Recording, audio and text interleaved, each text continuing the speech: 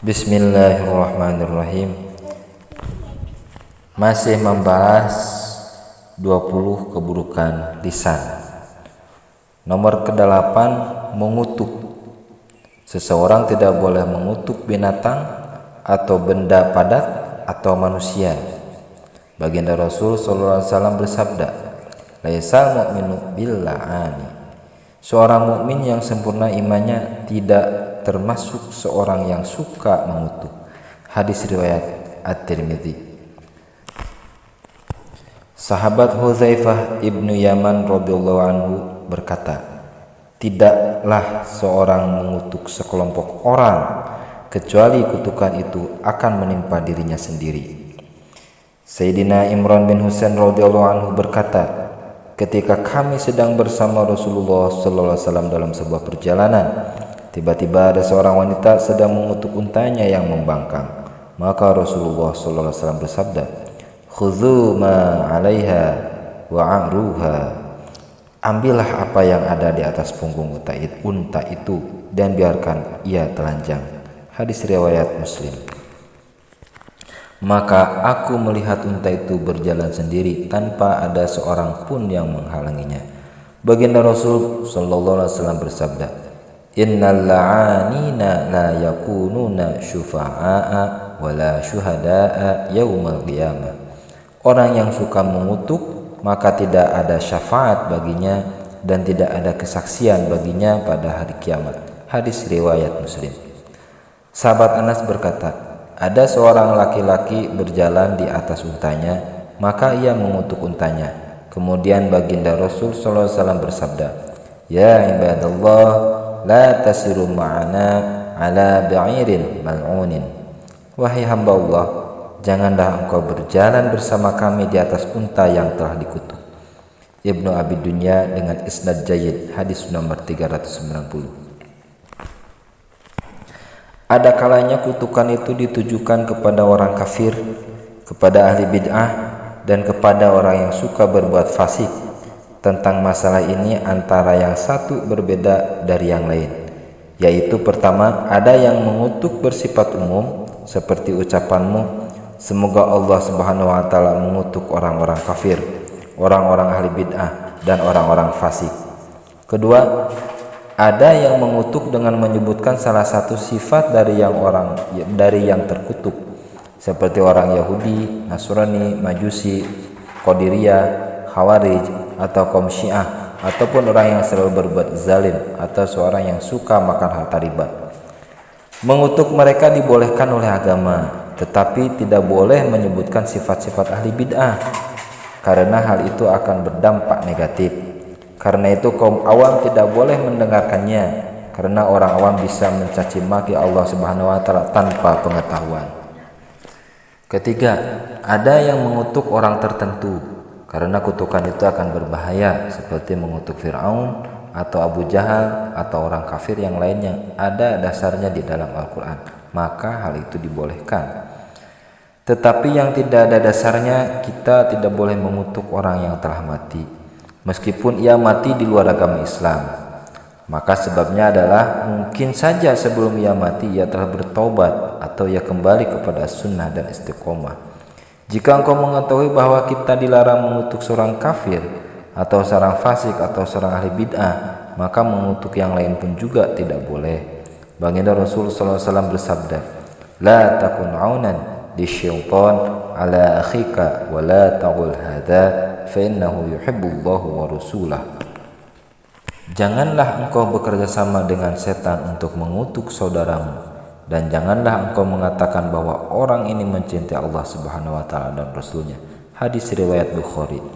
Nabi sallallahu alaihi wasallam bersabda, "La yarmiya rajulu rajulan bil kufri wa la yarmihi bil fasaqi illa taddat alaihi in lam yakun sahibuhu kadzalika."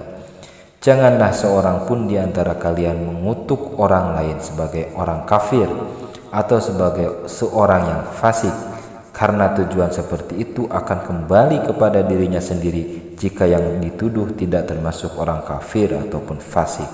Hadis riwayat Bukhari dan hadis riwayat Muslim. Jika ada yang bertanya, bolehkah seorang memberitahu bahwa orang itu telah membunuh si fulan, yaitu telah membunuh seorang yang soleh, atau si pembunuh orang itu semoga Allah Subhanahu wa taala mengutuknya? Maka kami menjawab, yang paling bagus adalah jika ia mati sebelum bertaubat, maka kita boleh mengutuknya seperti kita tidak boleh mengutuk Wahsy yang membunuh Sayyidina Hamzah radhiyallahu anhu, paman Rasulullah SAW, setelah ia bertaubat dan masuk Islam. Maki bin Ibrahim radhiyallahu anhu berkata, ketika kami duduk di sisi Ibnu Abi Aum, maka ada segolongan orang yang mengutuk Ibnu Abi Aum dan ia tidak membalasnya, sehingga kami bertanya, ya Ibnu Abi Aum, mengapa engkau tidak membalas orang-orang yang telah mengutukmu?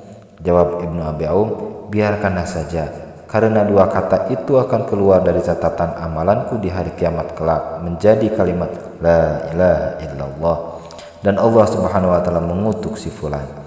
Aku lebih memilih keluar dari catatan amalanku kalimat la ilaha illallah daripada kalimat mengutuk fulan. Dalam hal ini baginda Rasul sallallahu alaihi wasallam bersabda, mengutuk seorang mukmin bagai membunuhnya. Hadis riwayat Bukhari dan hadis riwayat Muslim. Adapun yang dekat dengan mengutuk adalah memohonkan kejahatan bagi orang lain, seperti doa seorang kepada seorang lain, semoga orang itu terkena penyakit badannya, atau kata-kata yang serupa dengan itu. Yang kesembilan, di antara keburukan lisan, di antara 20 keburukan lisan adalah digunakan untuk menyanyi dan berpantun. Kegunaan lisan adalah untuk bertutur kata yang baik. Tutur kata yang baik pun dapat nilai baik, sedangkan yang sebaliknya dapat nilai yang buruk. Hal ini sebagaimana sabda Rasul, li ayyam tali'a jawfu ahadikum qayhan khairun lahu min ayyam tali'a syi'ran. Jika hati kalian dipenuhi nanah, maka hal itu masih lebih baik daripada dipenuhi bait-bait puisi yang menyimpang. Hadis riwayat Bukhari dan hadis riwayat Muslim. Dalam hal ini baginda Rasul sallallahu alaihi wasallam bersabda, inna minasyari la hikmatun. Sesungguhnya sebagian puisi yang tidak menyimpang ada kata-kata bijak. Hadis riwayat Bukhari. Baginda Nabi besar Muhammad SAW pernah menyuruh Sayyidina Hasan bin Thabit radhiyallahu anhu untuk membalas bait-bait puisi yang menghina Nabi SAW dan Islam, sebagaimana yang telah disebutkan dalam sabda beliau berikut, juhum wa Jibrilu ma'aka. Balaslah bait puisi mereka, semoga Jibril menyertaimu. Hadis riwayat Bukhari dan hadis riwayat Muslim. Disebutkan bahwa Sayyidah Aisyah radhiyallahu anhu berkata, aku pernah melihat baginda Rasulullah SAW sedang memperbaiki tali sandalnya sambil membacakan syair. Maka ketika aku melihat kepada beliau SAW dan aku melihat dahi beliau SAW berkeringat dan menimbulkan sinar, sehingga aku terdiam. Kemudian beliau SAW melihatku seraya berkata, wahai Aisyah, mengapa engkau terdiam? Aku pun menjawab, kata Aisyah, ya Rasulullah, tadi aku lihat dahimu berkeringat dan terpancar cahaya. Andai kata engkau melihat Abu Kabir Al-Hudali, pasti engkau mengetahui bahwa engkau pantas mendengar bait-bait puisinya. Kemudian beliau Rasulullah SAW bersabda, wahai Aisyah, bagaimanakah bait-bait puisinya? Lalu aku berkata, Abu Kabir Al-Hudaili berkata demikian, wa mubarra'un min kulli ghubbari haidatin wa fasadi murdi'atin wa da'in naghilin idza nadharat ila asirrati wajhi bariqat kabarqil aridil mutahallili. Wajah beliau sallallahu alaihi wasallam bersih dari segala noda dan cacat. Jika engkau melihat seluruh wajah beliau sallallahu alaihi wasallam, pasti engkau lihat cahaya memancar di atas dahinya. Maka beliau sallallahu alaihi wasallam letakkan tangan beliau sallallahu alaihi wasallam ke badanku, dan beliau sallallahu alaihi wasallam berdiri seraya berkata, semoga engkau dibalas oleh Allah dengan kebaikan, wahai Aisyah. Engkau telah membuat diriku sangat bergembira pada hari ini. Hadis riwayat Al-Baihaqi. Nomor 10, di antara keburukan lisan adalah digunakan untuk bercanda. Baginda Nabi besar Muhammad SAW bersabda, la tumari akhaka wa la tumazihuhu. Janganlah engkau mendebat saudaramu dan jangan pula engkau suka mencandainya. Hadis riwayat At-Tirmidzi. Maksud dari hadis di atas adalah jika seorang tidak boleh banyak bercanda, Karena bercanda menunjukkan hati yang lalai dan seorang yang suka tertawa, maka hatinya mati sehingga kehebatannya runtuh. Adapun yang digunakan untuk bercanda tetapi tidak menyimpang dari norma agama, maka candaan itu dibolehkan. Seperti yang disebutkan oleh baginda Nabi besar Muhammad SAW, "Inni la amzahu wa la aqulu illa haqqan." Sesungguhnya aku suka bercanda, tetapi aku tidak pernah mengatakan sesuatu yang tidak benar. Hadis riwayat Bukhari dan hadis riwayat Ahmad. Ibnu Abi Dunya radhiyallahu anhu meriwayatkan bahwa siapapun yang banyak berbicara, maka akan banyak pula kesalahannya. Sayyidina Ibnu Abbas radhiyallahu anhu berkata, barang siapa yang berbuat dosa kemudian ia tertawa, maka ia kelak akan masuk ke dalam neraka dalam keadaan menangis.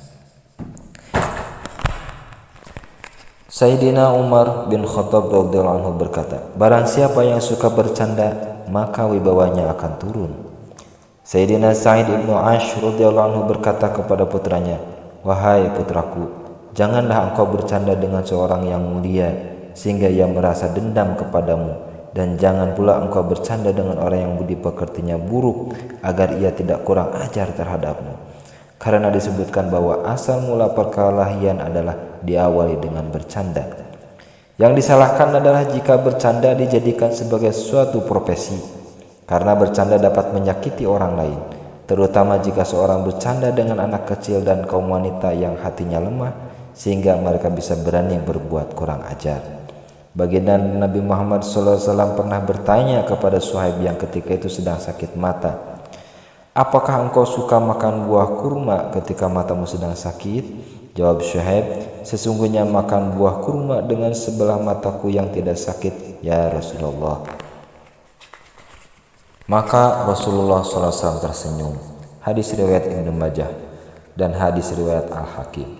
Baginda Rasulullah SAW pernah bertemu dengan Khawat bin Jubair yang ketika itu sedang duduk di tepi jalan bersama sejumlah wanita, dan perjalanan itu dapat menuju ke kota Makkah. Setelah ia memenuhi hajatnya, kemudian ia kembali dan Rasulullah SAW bertanya, wahai Abu Abdullah, apakah engkau telah meninggalkan unta yang nakal itu? Kata Khawat, aku malu, dan setelah itu aku berlari dari beliau SAW. Sampai pada suatu hari beliau SAW mengejar aku di atas seekor keledai, dan beliau SAW mempersatukan kedua kakinya menjadi satu seraya berkata, wahai Abu Abdullah, apakah untamu yang hilang itu telah engkau temukan? Aku berkata, demi Tuhan yang mengutusmu dengan agama yang benar, ia tidak pernah lagi lari meninggalkanku sejak aku masuk Islam. Maka Rasulullah SAW bertakbir sebanyak 2 kali. Kemudian beliau SAW berdoa, ya Allah, berilah petunjuk kepada Abu Abdullah.